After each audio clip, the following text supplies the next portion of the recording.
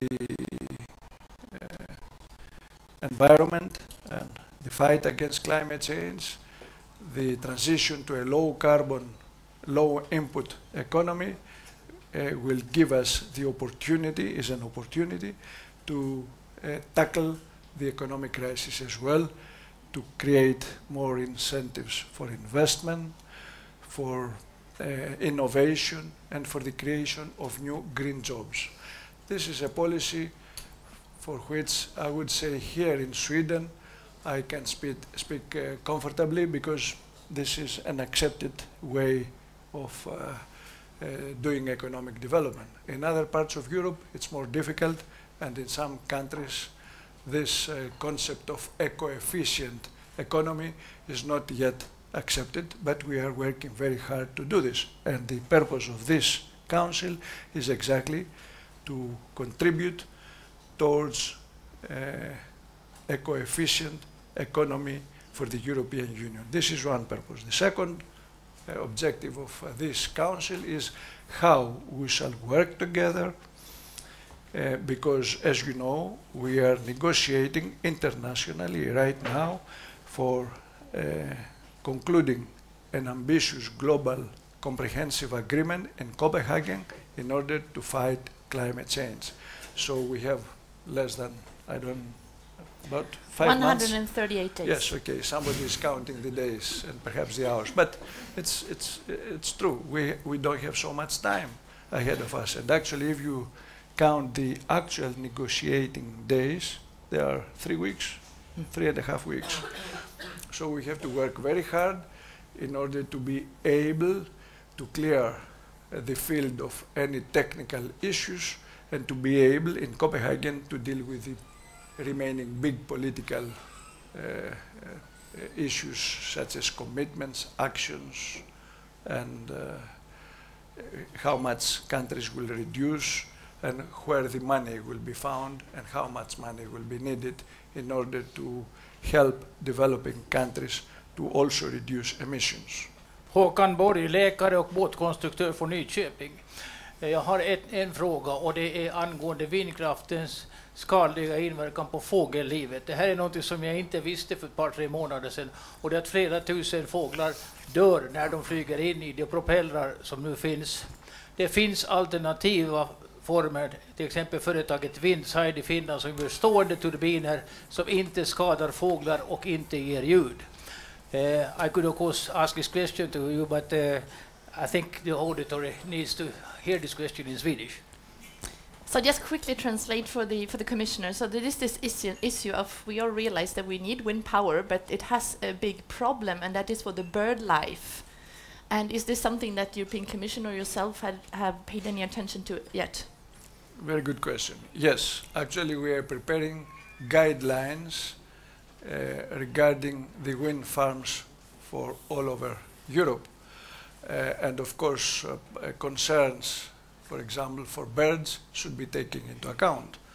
And even other concerns regarding other environmental problems that could be caused by the establishment of wind farms, even sometimes aesthetic problems. So we have to look carefully, make good assessments, and then to go ahead with this absolutely necessary source of alternative energy.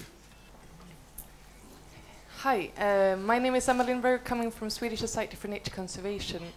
I'd like to ask, when will the European Union, or you as a commissioner, step out and talk of the real needs in terms of scientifically derived emission cuts that are necessary? We have some 80 Swedish CEOs who are now asking Sweden and the EU to actually, in the industrialized world, domestically cut emissions by 40%. That was strengthened this morning by EEA and Stockholm Environment Institute, asking for really stronger emission cuts. So I'd like to ask you, when will the Commission step out and say this, so that we can actually get an agreement which is truly powerful? First of all, I have to underline that the European Union, and I'm very proud that I was instrumental in this since 2005, the last 5 years, has achieved great results in fighting climate change. Never before we were even close to what we are doing now. We have targets which are the highest, the most ambitious in the world. No other country, no other region comes close to us, including the United States. And I was surprised actually today that I saw in a newspaper here criticism against Barroso, and they said nothing about Obama. Barroso, the European Union, because Barroso expressed the European Union position, is by far ahead of Obama. But I didn't say a word about Obama. Why? I mean, actually, this is our effort now, is trying to persuade the Americans, although they made a big change, and Obama really is very positively committed to fight climate change, but still is far away from what the European Union is achieving and the international negotiations. In order to give you the difference between our effort and the American, we are going to reduce by 30% or 20% if there is no comparable reductions by other countries. The Americans are in 2020, the Americans simply are going back to the level of 1990 by 2020. So we have a big gap. They are behind us. And our effort is in international negotiations to persuade them to come further up. The same with Japan, same with Australia, same with Canada, all these countries. Second, European Union is committed by the Kyoto Protocol, and we are reducing emissions. We are the only region in the world that since 1990 has reduced emissions. We are now below the level of 1990, and by the year of the end of the Kyoto commitment, we are going to achieve our Kyoto target. Actually, we are going to overshoot it. We are going to achieve more than the Kyoto target, more than 8% reductions. The United States, in 2005, they were 16% above the 1990 level. Japan was 7% above, and they had an obligation to reduce by 7%. Instead of that, they are 7% above. Canada, about 20% above the 1990 level. Australia, about 8% above. So actually, we are doing quite a lot. And of course, we are not satisfied because science is telling us, let's do more. And this is what we are trying to do.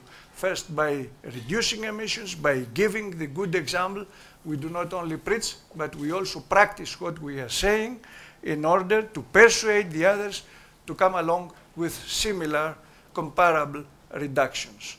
But to say that we are not doing our job in a responsible way, or we are not doing enough, it's not serving our purpose. It is undermining actually our effort to persuade other countries. And I hope that if they express criticism, they should say what we are doing and what science is telling us to do. And let's try to do what science is telling us to do. And I have to close by this. Our policy in the European Union is science-based. We are doing and we are formulating our policies regarding climate change according to science. Which coffee do you prefer? Organic or organic and fair trade labeled? Or what coffee do you buy? Don't you buy eco-labeled coffee? Oh, now you put a difficult question to me. I'll ask my secretary because really I don't make coffee. I drink 1 cup of coffee in the morning, black. I hope that it is a coffee coming from countries that use fair trade and do not exploit people in an undue way.